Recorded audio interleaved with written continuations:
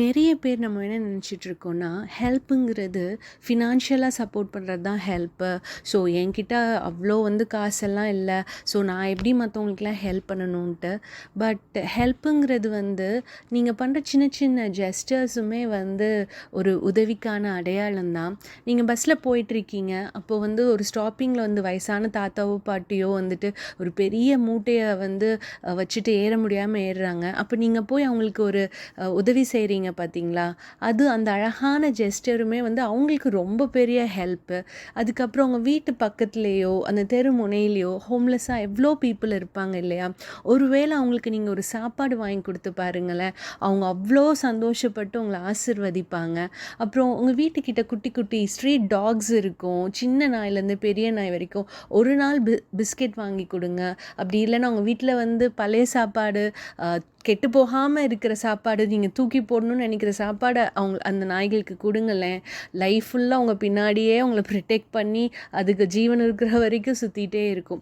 So இந்த மாதிரி சின்ன சின்ன ஜெஸ்டர்ஸ் ஒரு பெரிய இம்பேக்டை நம்ம லைஃப்பில் மட்டும் இல்லை, மற்றவங்க லைஃப்லேயும் இந்த சொசைட்டிலையும் ஏற்படுத்துது. ஸோ நம்மக்கிட்ட காசு இருக்கணும், நம்ம பணக்காரவங்களாக இருக்கணும் அப்படிங்கிறது கிடையவே கிடையாது. ஏன்னா நீங்கள் உங்கள் ஃப்ரெண்டுக்கு ஒரு நல்ல அட்வைஸ் கொடுக்குறீங்களா, அவங்களுக்கு அவங்க மென்டலாக அன்ஸ்டேபிளாக இருப்பாங்க, ரொம்ப கஷ்டப்பட்டுட்டு இருப்பாங்க. அப்போ அந்த இடத்துல அவங்களுக்கு ஒரு மாரல் சப்போர்ட்டாக நீங்கள் இருக்கீங்களா, அது ரொம்ப பெரிய ஹெல்ப். ஸோ இன்னையிலேருந்து ஆரம்பிங்க. நம்மக்கிட்ட காசு இருந்தால் மட்டும்தான் நம்ம மற்றவங்களுக்கு உதவி செய்யணுன்ட்டு அர்த்தம் கிடையாது.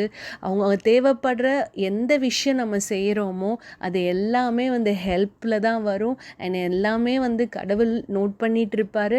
அண்ட் இந்த எளியவனுக்கு நீ செய்கிறது எனக்கே செய்கிற மாதிரின்னு கடவுள் சொல்லியிருக்காரு இல்லையா?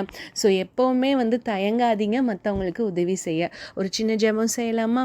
ஸ்தோத்திரம் அப்பா, இந்த நாள் கொடுத்தக்காய் நன்றி ஆண்டவரே. தேவனுக்கு பிரியமில்லாத காரியங்கள் நாங்கள் பண்ணியிருந்தால் எங்களை மன்னிச்சுங்க, வழி நடத்துங்க அப்பா. நீங்கள் எனக்கு என் குடும்பத்துக்கு எங்கள் சுற்றி இருக்கவங்க செய்கிற அந்த அன்பை, அந்த உதவியை உங்கள் மூலமாக நாங்கள் மற்றவங்களுக்கு செய்ய எங்களுக்கு கிருபை தாங்க அப்பா. அந்த உதவி சின்னதாக இருந்தாலும் பெருசாக இருந்தாலும் அதை செய்கிறதுக்கு எங்களுக்கு இருதயத்தை தாங்க. அண்ட் நாங்கள் செய்கிற உதவி பலனை எதிர்பார்க்காத உதவியாக இருக்கும்படியாக கிருபை செய்யுங்க. அந்த சின்ன சின்ன ஜெஸ்டர்ஸ் ஒரு பெரிய மாற்றத்தை எங்கள் வாழ்க்கையிலையும் இல்லை, எங்கள் சுற்றி இருக்கிறவங்க வாழ்க்கையிலையும் கொண்டு வர கிருபை செய்யுங்க. உங்கள் நாமம் மட்டுமே மகிமைப்படணும், அதற்கு எங்களை வழி நடத்துங்க. இயேசு ராஜாவின் ஈடு இணையில்லா நாமத்தில் ஜெபிக்கிறோம் ஜீவனுள்ள நல்ல பிதாவே, ஆமேன்.